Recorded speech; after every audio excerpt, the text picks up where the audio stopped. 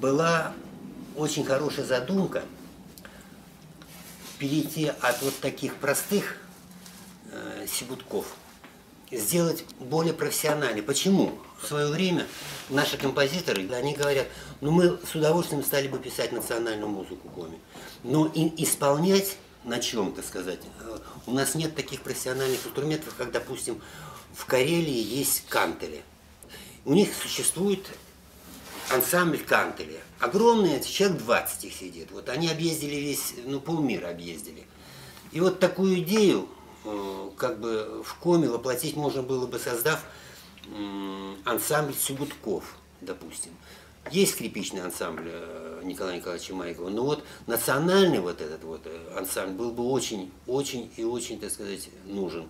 У меня была попытка на базе гимназии искусств при главе республики создать маленький класс учеников заинтересованных. Было очень интересно. Вот, допустим, вот этот инструмент сделан учениками. Значит, сигудек. Вот. И он вполне прилично получился. У него это Кириченко, Дима и Стас.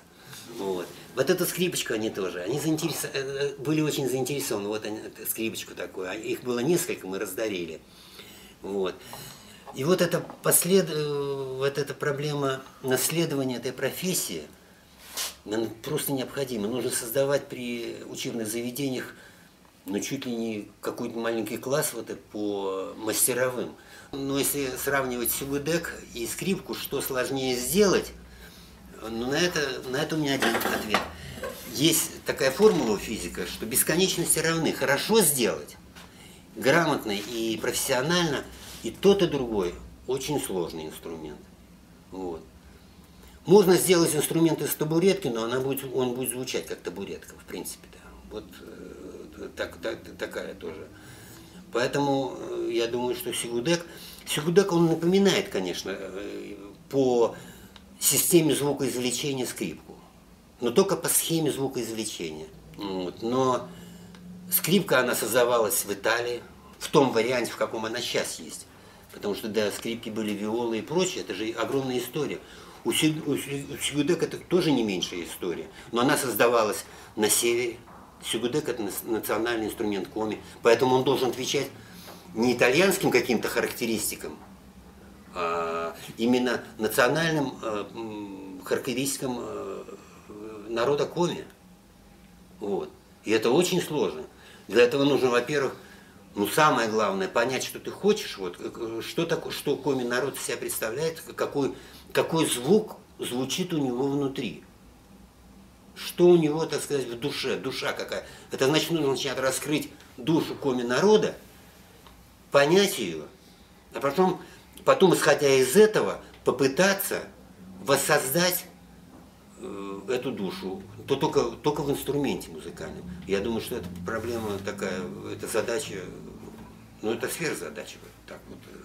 У нас есть мастера, у нас есть материал свой. На Урале великолепный материал ели, великолепный материал хвойных пород, лиственницы, которые итальянцы приезжали в Коми брать материал. А возьмите пример Налимова. Инструменты Налимова, который здесь, в Коми, создал их.